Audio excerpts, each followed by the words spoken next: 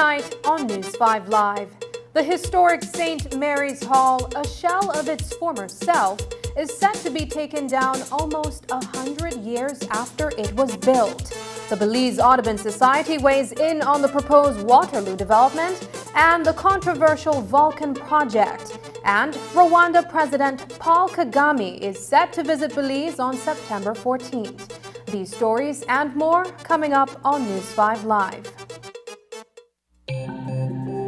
Great Belize Productions Channel 5, proud winner of 9 Caribbean Media Awards for 2021. Best Investigative Report, Best News Item, Best Coverage of People with Disabilities, Best Financial Literacy Journalism, Best Videographer, Best Television Commercial Spot, and the People's Choice Award, with 2 special mentions for Financial Literacy Journalism.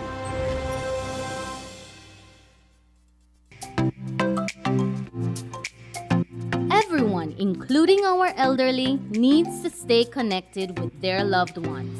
With Smart's Golden Citizen broadband program, senior citizens can sign up for 10 megabytes of unlimited internet at a low monthly cost of $25. Citizens over 65 can sign up with a valid ID and receive free installation plus 1 month free on selected broadband plans. Visit a Smart showroom near you for more information on how you can enjoy Smart's Golden Citizen broadband program. Smart, bringing people together.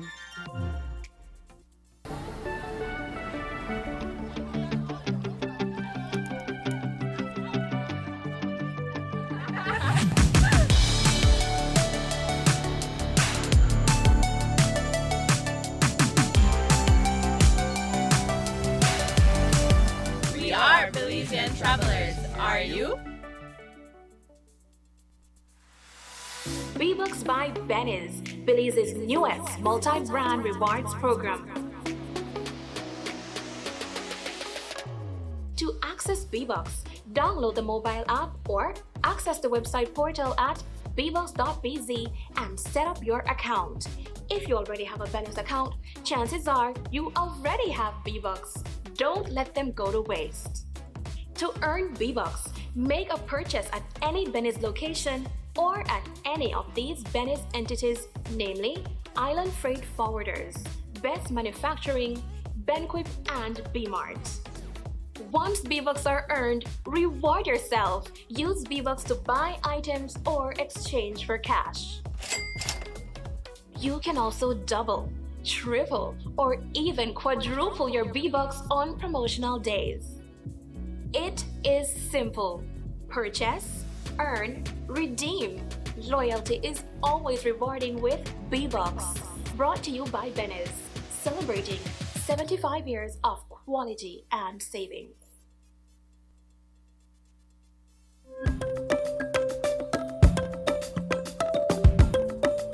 ¿Qué es Amnistía 2022? Una oportunidad para los inmigrantes indocumentados que viven en Belice. Belice quiere ayudarte a vivir libremente y continuar contribuyendo a las comunidades que usted y su familia ahora llaman su hogar, al ofrecer un camino hacia la residencia permanente. ¿Por qué debería aplicar? Al hacerlo, elimina barreras y reduce las dificultades que enfrenta viviendo como inmigrante indocumentado. Aplicar es fácil. Visita el sitio web www.immigration.gov.bz para obtener más información. Puede verificar si califica, cómo presentar una solicitud, qué documentos necesita y cómo hacer una cita. Prepárate, el plazo de inscripción será del 2 de agosto al 30 de noviembre 2022. Amnistía de Belice 2022. Continuemos construyendo Belice juntos.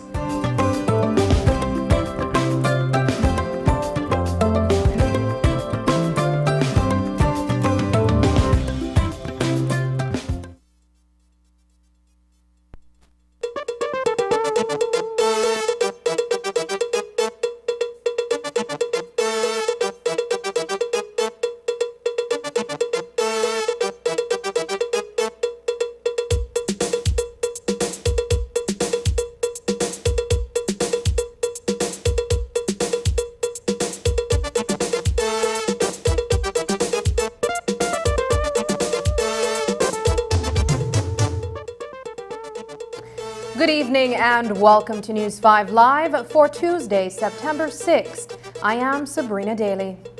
The news came simultaneously with flooding in low-lying areas of the city in the last week of June. St. Mary's Primary School and Hall are no longer structurally sound. The only course of action that can be taken is for the structures to be demolished and rebuilt. But that news did not reach parents of returning school children until last week, forcing them to make last-minute plans to have their children supervised while they engage in extended distance learning at home. The school will be torn down, but while a great part of Belize's history will be lost, the school will eventually be rebuilt to accommodate the school's growing population. News 5's Marian Ali went to the school and found out that the rebuilding process will not inhibit the learning process. Here's that report. It is one of Belize City's oldest concrete buildings still standing. St. Mary's Hall with school buildings adjoined on either side. Thousands of students have passed through the gates as well as these classrooms at St. Mary's Primary over the decades. The cornerstone gives a clear indication just how long this building has been erected. It was officially opened on May 8, 1930, when Belize was still under colonial rule. But this landmark has reached its twilight and is no longer deemed safe for occupancy. General Manager for Anglican Schools, Dr. Jeremy Cayetano, said that engineers initially apprised them of the situation on the last day of school back in June. A second opinion came later. The results of the appraisal or the assessment came back to say that they would not recommend that students be allowed to use the buildings.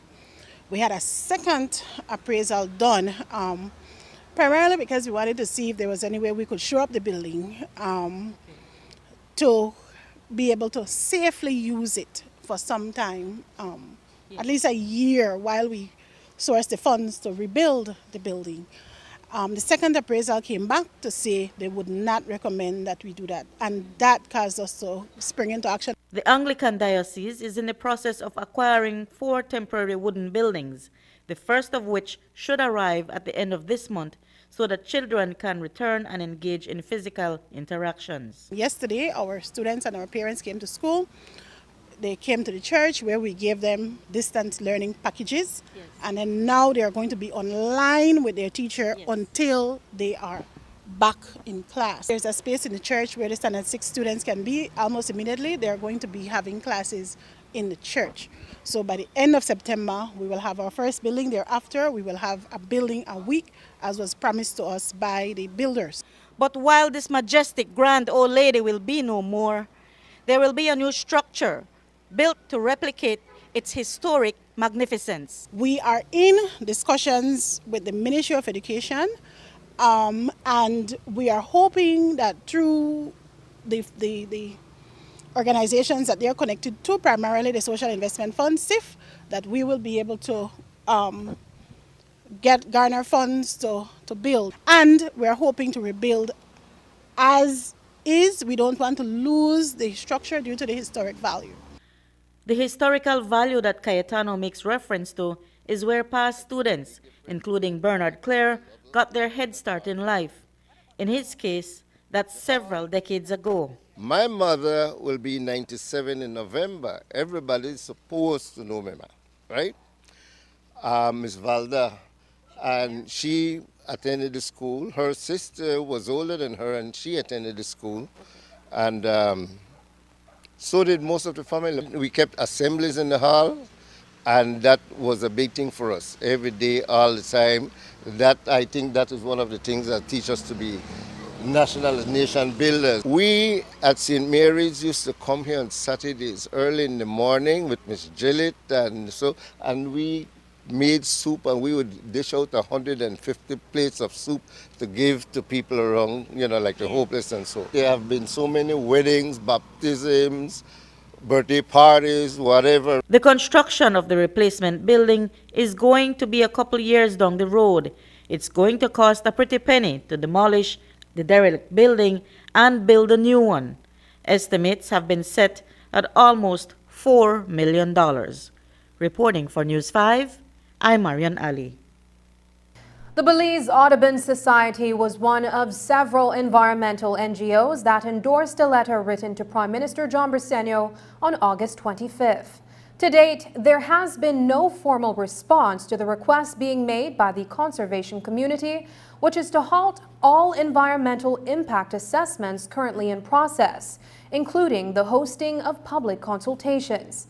That proposed moratorium should stand until the associated and relevant environmental regulations and laws are suitably amended and fully realized.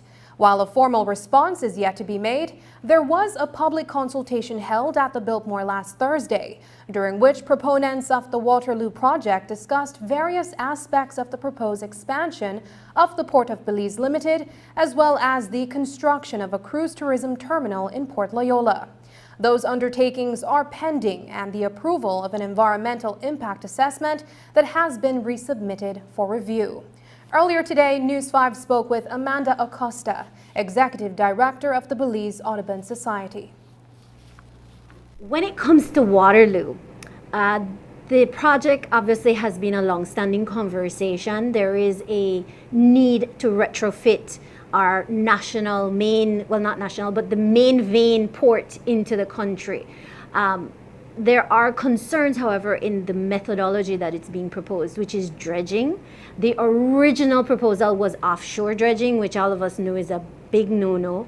The materials that they're talking about is silt. And it's basically that fine material, like a muddy material, that basically would contaminate and smother the reef, for lack of another way of saying it. The proposal was the EIA in its original iteration was not accepted for that mere fact that offshore spoils disposal was not an acceptable solution. When you prepare your EIA, you're supposed to mitigate the environmental damage that you're doing. You're not to cause another issue. So the mitigation options are to be viable options. Offshore dumping was not seen as a viable option. The EIA preparers and the developer went in and there was also concerns about consultation. They have now gone through another iteration, of which, in the opinion of us as the consortium, is not a viable option either. They're talking now about nearshore spoils disposal. The truth of it is, again, anything within our waters is not considered acceptable. There has to be a more viable option, and viable depends, right? We mean viable for the environment. We're not talking about cost. There is a cost of development and what you want to do and how you want to develop. It is not for the Belizean people to absorb the environmental cost. It is for the developer to come up with the best solution that provides for the environment and the people. In the wake of that letter to PM Briceño, a wad of signed documents were also turned over to the Minister of Sustainable Development last week. Orlando Hebet, whose portfolio responsibilities include sustainable development and climate change, received the petitions on behalf of the Prime Minister, who is out of the country on duty leave. Those documents were presented to Cabinet today, and a subsequent decision will be taken by the government of Belize with respect to the concern raised by the 20,000 signees. According to Amanda Acosta, the exiting EIA process falls short of tackling social concerns being raised by residents and other interested parties. The reality is that the EIA process is deficient in addressing social concerns, and the people obviously have spoken. There was a signature of petitions that was submitted to Minister Habet. We have a voice, it's our country, we have a say. How that is considered into the process also is not clear or transparent in the EIA methodologies and how it's assessed. The petitions, I'm not sure if by any chance the Audubon was involved with it at all. Mm-hmm. From my point of view, it doesn't seem as if though any environmental group with certain credibility, if I could use that expression, was behind that particular petition.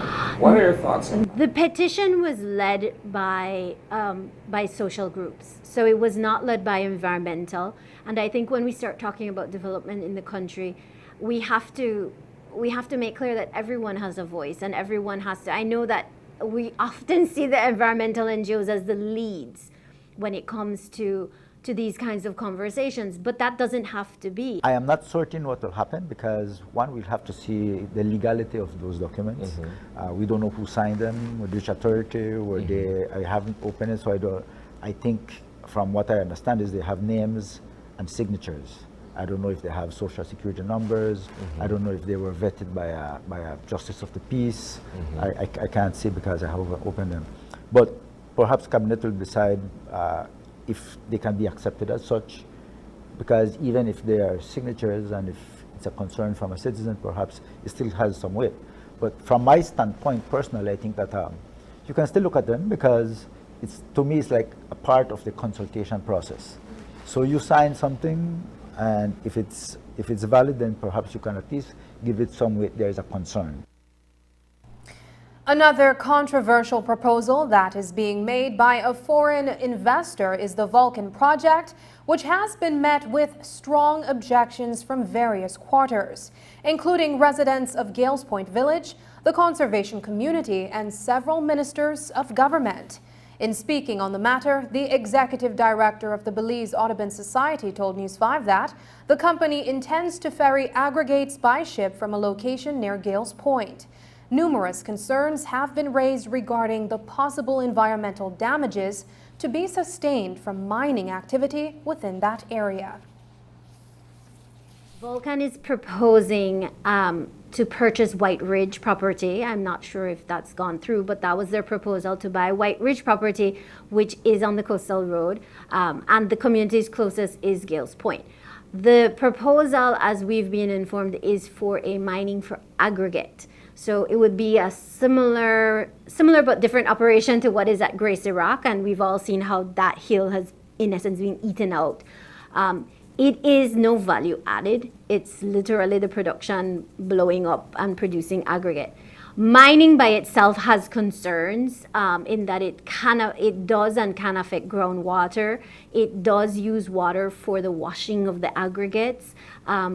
And so, again, there is a very valid concern. Gales Point has problems with their water sources. There are concerns on the coastal side of it. These companies, what they have done in Mexico is that they do not truck the aggregate. They have a marine transport of it. So their proposal would be following their Mexican counterpart, their company in Mexico. They would then build a pier. Again, how long will that pier be? Will it involve dredging? We don't know those details, right? But building a pier to have a large cargo-sized vessel in which a conveyor belt will then put the materials directly into the vessel. Frequency of the boats, how much times will they be coming in and out, the transport part of it. We don't know any of those details, but the concerns are there. Coming up, the police department recovers an AK-47, a black pistol, and 30 rounds of M16 ammunition. Details when we return.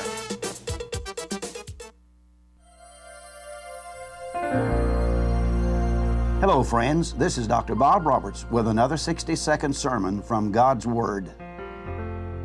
The Bible says, "Suffer the little children to come unto me, and forbid them not, for of such is the kingdom of God. Verily I say unto you, whosoever shall not receive the kingdom of God as a little child, he shall not enter therein. And he took them up in his arms, put his hands upon them, and blessed them." Nothing ever touched the heart of Jesus like little children. He often used them as an example of the humility and simple faith that a person must possess to enter into God's heaven. He held them in his arms. He healed them when they were sick and raised them from the dead when life flowed out of them. Yet how different all that seems to be today in a culture that has become cold and calloused. I read only recently of a father in South Pasadena, California, who killed his small 5-year-old son, of a father in Georgia who left his 20-month-year-old son strapped in a hot car seat for 7 hours to suffocate and die, of a father in South Carolina who killed his 5 children and buried them in a country road in Alabama, and of a father in River Falls, Wisconsin, who slashed the throats of his 3 small daughters. Then I read the story of a sanitation worker in Belize City who pulled a black bag from the dirty waters of the East Canal to discover a full-term baby boy still with his umbilical cord attached. What is wrong with us when we can sing, Jesus loves the little children, all the children of the world, red and yellow, black and white, they are precious in His sight, and yet we see them abused and abandoned. Jesus loves the little children, and you had better, for Jesus warns, it would be better for you to have a large millstone tied about your neck and be drowned in the depths of the sea than you hurt one of them. Today's 60-second sermon has been presented by Christian Foundations of Faith in cooperation with the Baptist churches in your area.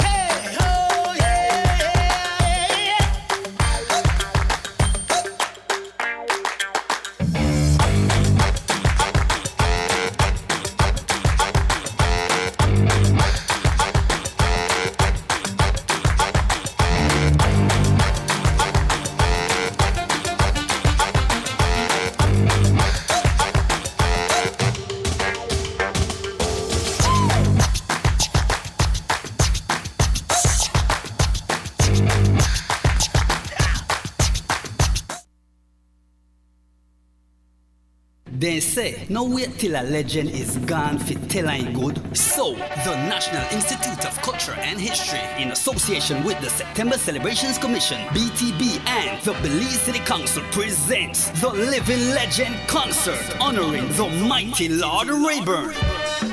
Live at the newly named Lord Rayburn Plaza, behind the Memorial Park on Marine Parade, Friday, September 9th, 9 p.m. The TLC Band, Nello Player, Miss Honey D, Trumet Perriott, Jasmine Songstress, Bastic, Consigo, and more will be performing all the classic Lord Rayburn hits. Hosted by DJ Dollar, the living legend himself will be in attendance for a special tribute. So bring out the entire family Friday, September 9th from 9 p.m. behind the Memorial Park for the living legend Lord Rayburn Concert. Sponsored by the National Institute of Culture and History, the Honorable Francis Fonseca, the September Celebrations Commission, BTB, Mayor Bernard Wagner, and the Belize City Council. I am proud to be a Belizean.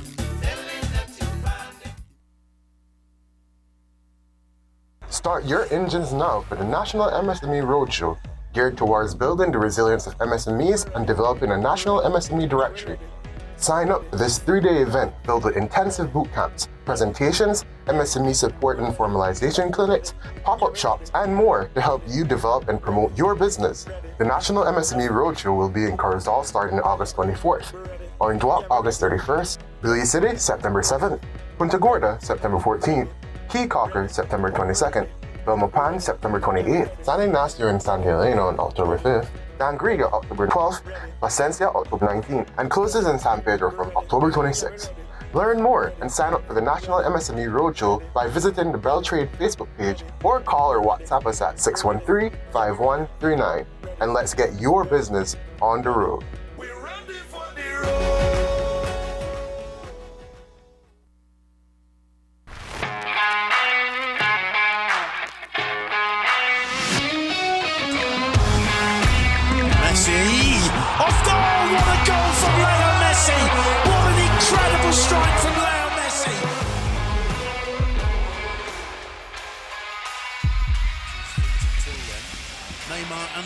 Standing over this.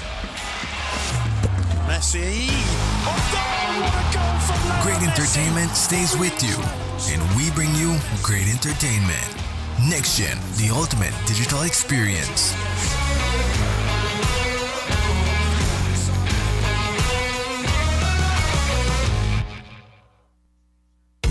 Belize, Digi is giving you a chance to be the winner of the ultimate Soca and Culture Fest experience. Check this out. You can win 4 Ultra VIP tickets, plus a Samsung A53 phone, plus 1 night stay for 4 at an Airbnb in the city with complimentary drinks, plus transportation for 4 to and from the concert, plus $300 bar tab, plus a personal photographer, plus backstage access. This is the ultimate package. All you gotta do is text the word SOCA, S-O-C-A, to 344 and you can be the ultimate winner. 50 cents per text. The more you text, the more chances you have to win. Closing date is September 18th. Winner will be announced on September 19th. It's Digi's ultimate Soca and Culture Fest experience.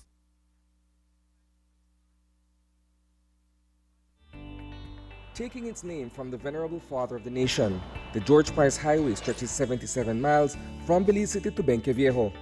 Originally built in the 1930s, this cross-country highway system is the artery that links Belize to Central America at the western border with Guatemala. That connection facilitates overland trade, supporting Belize's economic development. Winding its way across the scenic countryside, the George Price Highway from Roaring Creek to Esperanza has been fully reconstructed to meet international standards, with particular emphasis on road safety. A shorter and hassle-free commute is best enjoyed when everyone obeys the traffic laws. To reduce the number and frequency of road traffic accidents, it means that a seatbelt must be worn at all times and the speed limit observed when traveling along the highway. It also means that pedestrians must use sidewalks and crosswalks where available. Buses should only board and discharge passengers at a designated bus stop. Road safety is everyone's responsibility. It begins with you.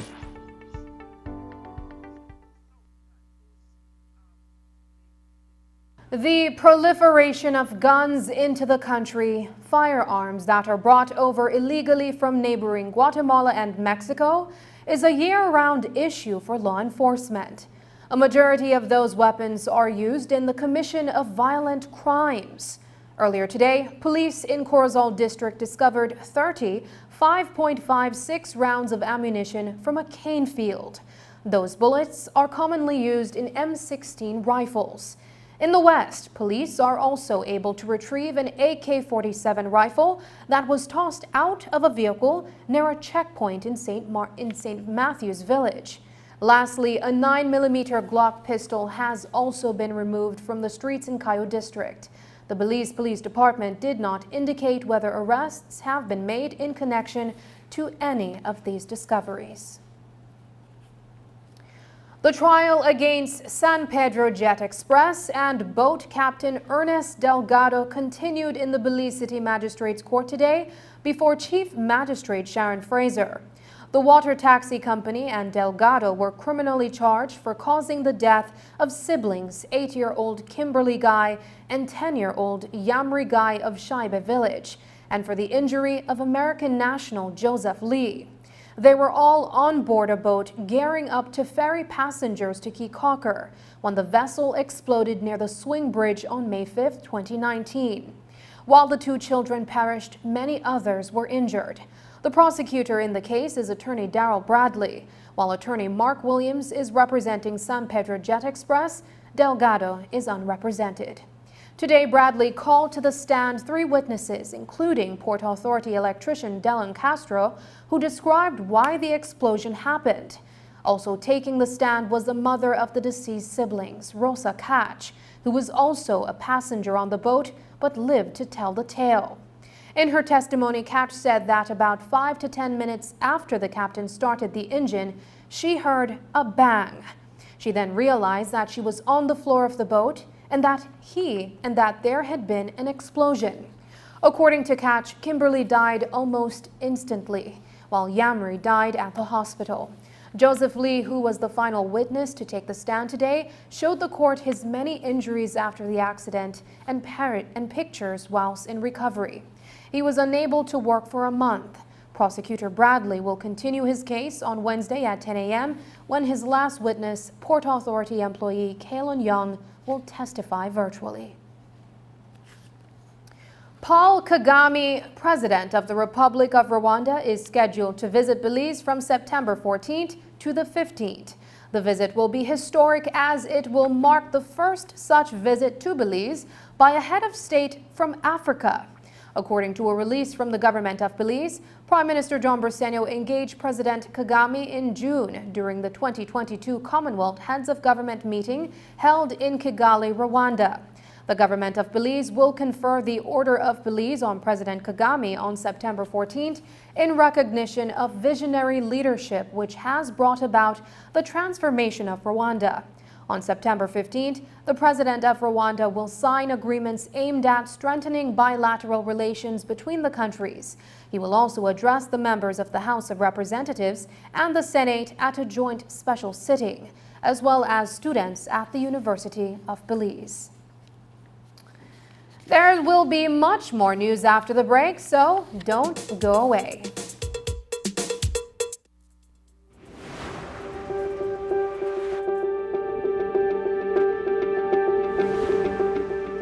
My name is Dr. Eck, and I'm a pediatrician at the Belize Pediatric Center. COVID-19 vaccines are safe to be used in persons with chronic illnesses, including children. Even children with asthma, diabetes, a heart condition, or any other illness can be vaccinated. Children with chronic illnesses have a greater risk for complications due to COVID-19 compared to healthy children. Get your child vaccinated at school or at the nearest vaccination site.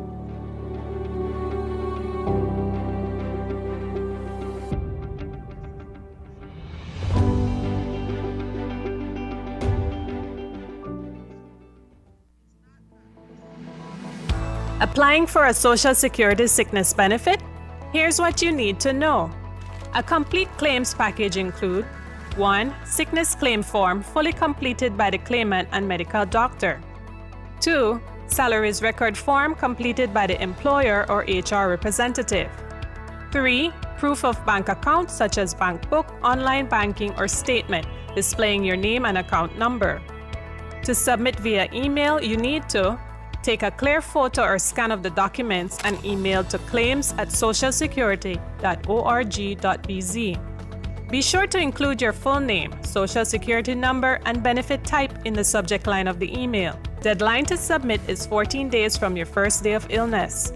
All forms are available on the website at www.socialsecurity.org.bz. Social Security Board, safeguarding you, your family, your future. Great Belize Productions Channel 5, proud winner of 9 Caribbean Media Awards for 2021. Best Investigative Report, Best News Item, Best Coverage of People with Disabilities, Best Financial Literacy Journalism, Best Videographer, Best Television Commercial Spot, and the People's Choice Award, with 2 special mentions for Financial Literacy Journalism.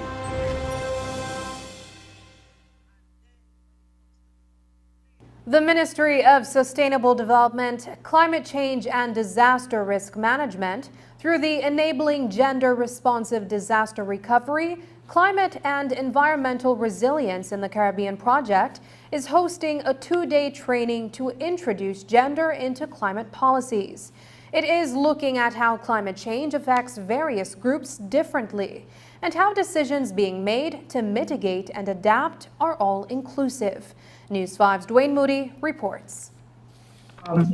Today, the National Climate Change Office for those areas, particularly in the North Belize district, and a portion of the South, that those the landowners there, if they have not done their first registration, then they should come in and do that, so that we can have that information in our records, and then that will, contribute to us create these policies and plans. Ensuring that we do not have that internalize them and to implement them ourselves. It's for us to work with everyone in order to ensure that they are implemented.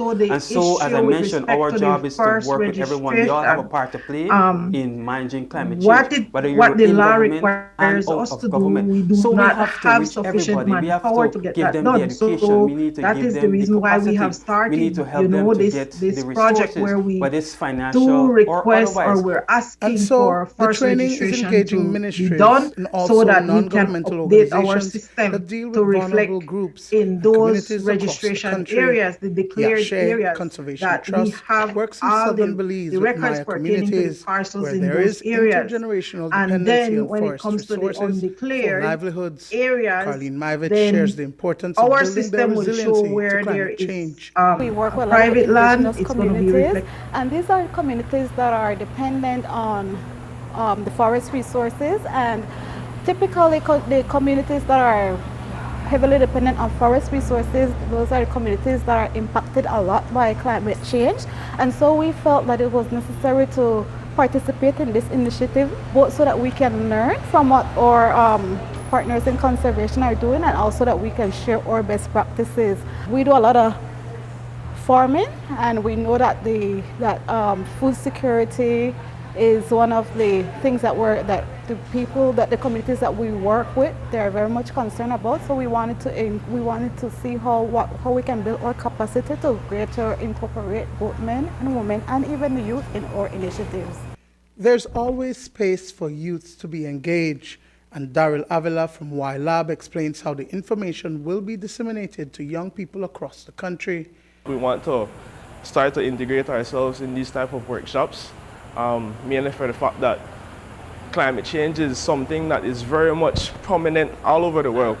So we want to create a space whereby we want to go back in these communities, especially vulnerable communities, to inform not only the mature population, but also the younger population that is coming up, so they can be able to help their own communities and help themselves to be able to be resilient to climate change.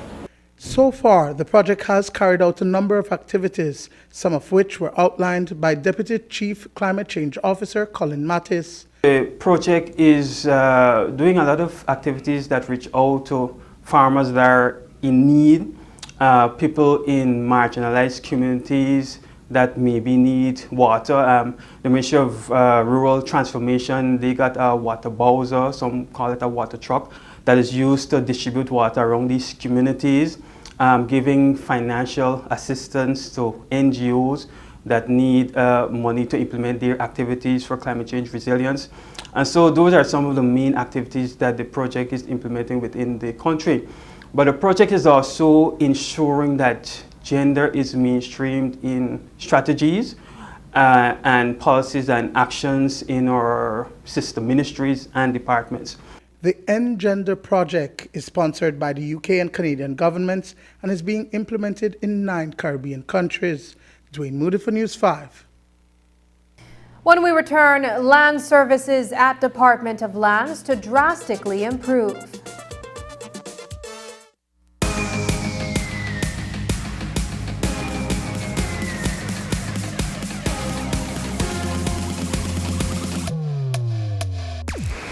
Download the SmartStream app on the Android Play Store and create your account to get access to movies and stream at home or on the go.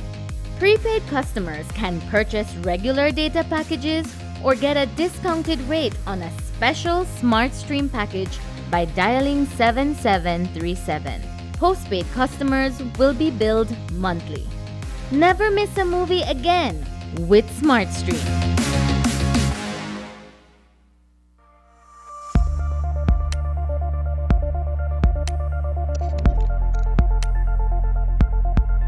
Compostable plastics. To understand what a compostable plastic is, we need to know that composting is a natural way to recycle decomposed organic material like oranges or banana peels. So, a compostable plastic is similar to the banana peel in the sense that it also undergoes biological decomposition in a compost site and doesn't leave any toxic residue. In fact, it breaks down into carbon dioxide, water, inorganic compounds, and biomass at a similar rate of compostable materials. This is great because once properly disposed of, compostable plastic food packaging would be broken down in a manner much kinder to the environment compared to plastics. The recycled materials would return to Earth quickly and safely as soil when disposed of in the right environmental conditions and temperatures. It's important to note that for decomposition to occur, all compostable products must reach a sanitary landfill where there is proper management of the waste through disposal and treatment. Click on the link below to see what you can do to help end the nightmare of single-use plastics. I'm Alison Castillo, and now you know.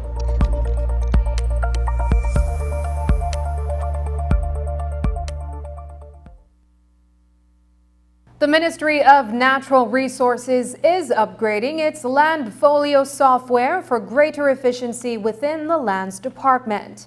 This upgrade from the second generation of the Landfolio software to Landfolio 7 is expected to provide greater efficiency to Belizeans while providing a more transparent process. The new system streamlines the process at the Lands Department from the application process all the way to granting and compliance monitoring. This upgraded system is set to come on stream on the 1st of October 2022.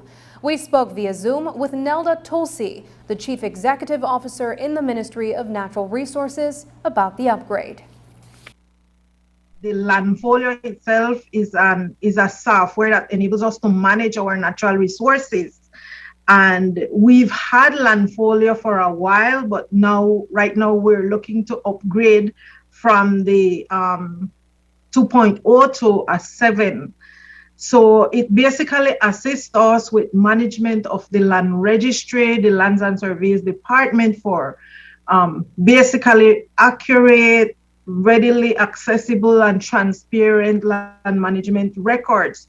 So that will help us to be able to shorten, different processes that we do here, particularly in land registry and in the Lands and Surveys Department. As you did mention, you mentioned mining, which for mining, National Hydrological Services, solid waste, and even for geology and petroleum, those services can be provided using this tool, this Landfolio tool. However, we are not there yet in terms of migrating this system to provide the services that those departments also offer.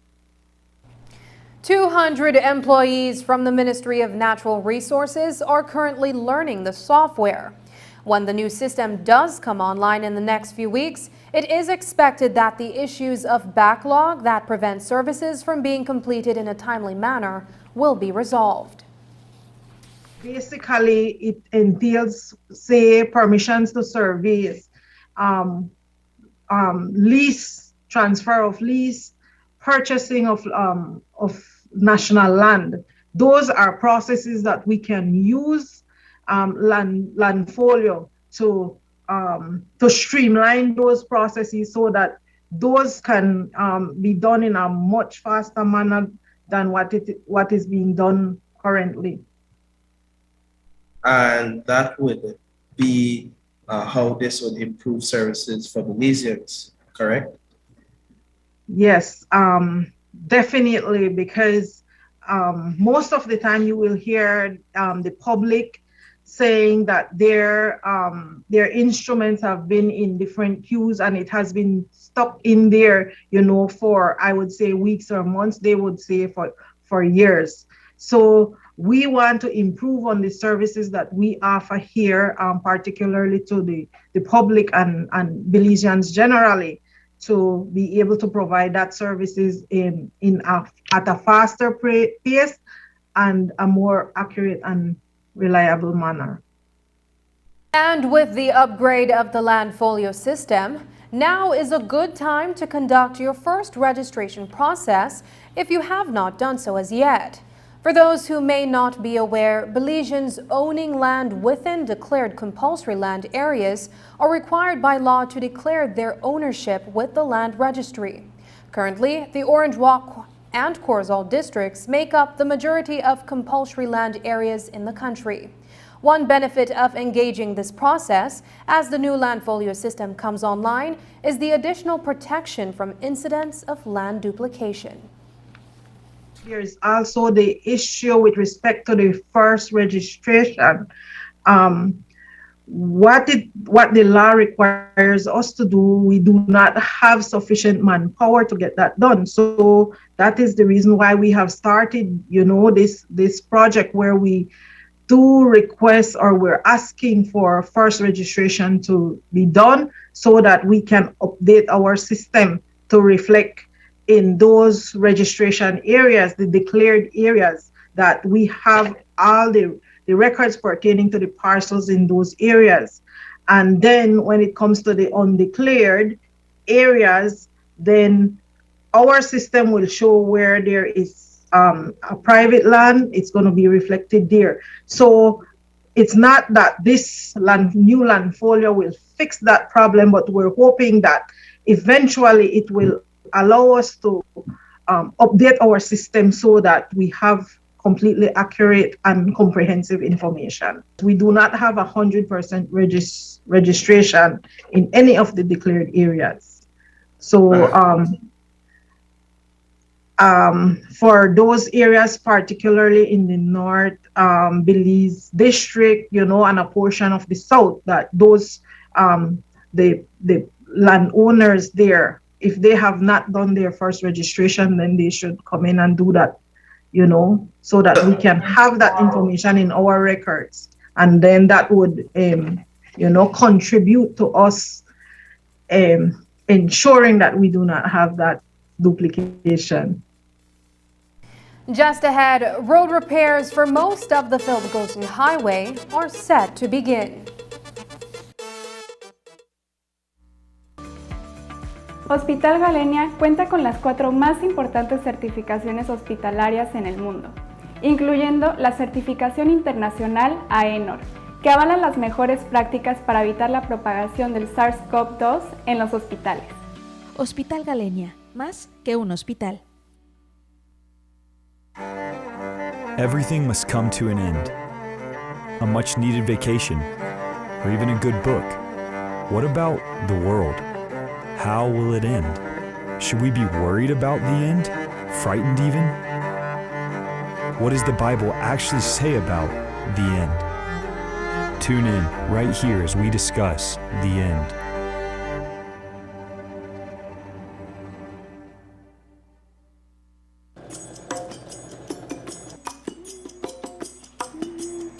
Keep still now. Ouch. I tell you no move. Ma, you really can't get a mannequin for this, ma? Really? Well, son, if I never lend you the $2,000 to buy the kids' computer and the book, I may have the money for buying my mannequin.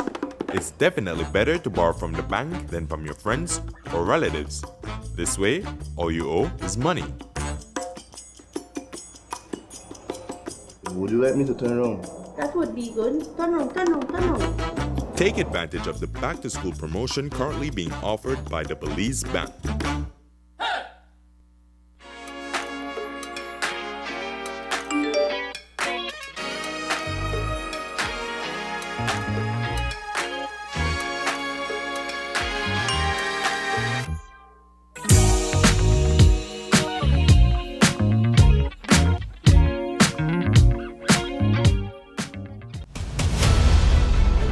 Dwayne Moody, Isani Cayetano, Marian Ali, Paul Lopez.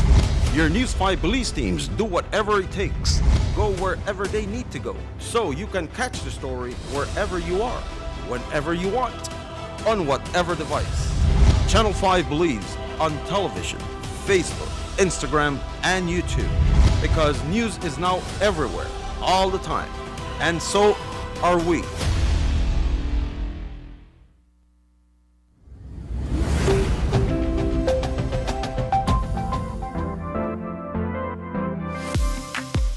I'm always on the go, and the country is my home. So when I want to get away from it all, I immerse myself with my favorite movies, all from the new SmartStream app. It's easy to use this service. Purchase your movies from the app and use your mobile data, SmartStream data packages, or smart broadband to stream and enjoy.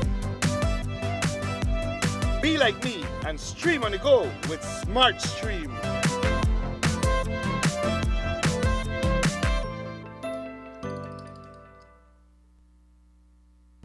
Dilapidated culverts along the Philip Goshen Highway are in the process of being replaced over the next few months. The replacements are part of a bigger project that the Ministry of Infrastructure Development and Housing is undertaking to upgrade from Mile 8 all the way through to the northern border. Chief Engineer Lennox Bradley says that the work has already been contracted. We have several culverts that really has reached the end of their useful life, and we intend to replace them. That entire road is on contract. Part of it, the contract works have not started yet. That's between mile 8.5 to mile 24. But the contracts have already been signed for some months, practically a year, I would say, between mile 24 right up to the Corozal border in Mexico. Also, the Corozal bypass, which we refer to as the Remate Road, that is part of it. I think we have at least 69 point something miles of road that will be upgraded to paved standard there. What about this? Not only paved, but to at least accommodate heavy axle loads, because we want to raise from 8.25 to 9 tons per axle. News 5 asked Bradley how the ministry will seek to remedy the portion of the highway between miles 3 and 5 that is unsteady. He said there is a temporary fix and there's a more permanent but very costly solution. Really, we have to look at the sort of pavement that we put there, because the type of material that we have there is very challenging to deal with. And it's the preferred option would be very expensive there. And I think we were trying to strike a balance between providing adequate access to the public and trying to remain within a reasonable cost. Affordable cost, if I could refer to it as, but it has not worked. And so we have to revisit it now, and we really have to expend what we should expend on that road for it to be a permanent solution, but it will be a bit expensive. So it's not a maintenance issue. If we go out there and maintain what we have there, it will be for maybe a year or two. If you could recall Burton Canal, we have differential settlement, and our strategy there is to rip it up, balance it, pave it over, and give us another 3 years. So we either do the same thing on the Philip Goshen Highway to help with the consolidation, or we put in something more permanent if the government can afford it. Former board members LaSalle Tillett and Mike Huchner, pioneers in the ecotourism industry, were honored on Saturday by the Belize Audubon Society. During a ceremony held at the Coxcomb Basin Wildlife Sanctuary, the advocates for the conservation of Belize's natural resources were formally recognized by the organization. The occasion was also used to announce the work of the Sarita Tillett Legacy Grant, which was donated by friends of the Tillett family. Executive Director Amanda Acosta tells us more. This weekend on Saturday, we went down to Coxcomb and we had, in a sense, what we call a celebratory event. During COVID, we had 2 long-standing board members, Mr. Mike Huchner from the Belize River Lodge and Mr. LaSalle Tillett from SNL Tours. They retired from our board during the time of COVID. They're long-standing members since the 70s, and they had served on and off on our board for like 20 years. So we just wanted to openly acknowledge and recognize them. The main reason, though, it was held in Coxcomb is because we received a legacy grant in the name of Miss Sarita Tillett. For those of you who knew Miss Sarita, she was one of the founders, SNL Tours, Sarita and LaSalle Tillett, one of the stalwarts of conservation, sustainable tourism in Belize. The grant allowed us to retrofit a trail what we're calling golden citizens, so that they could access one of the low-lying trails. So where there was serious elevations, we put in steps and rest benches and bridges and covering some of the higher risk for that age group. So it was a really special event. We have her plaque and a recognition for Miss Sarita. And that's the news. Tonight's broadcast is available in both text and streaming video at channel5belize.com. You can also connect with us on our Facebook page at facebook.com/News5Live. I'm Sabrina Daly. Thanks for joining us. And from all of us here at News 5, please remember to wash your hands, keep your social distance, and stay safe. Good night.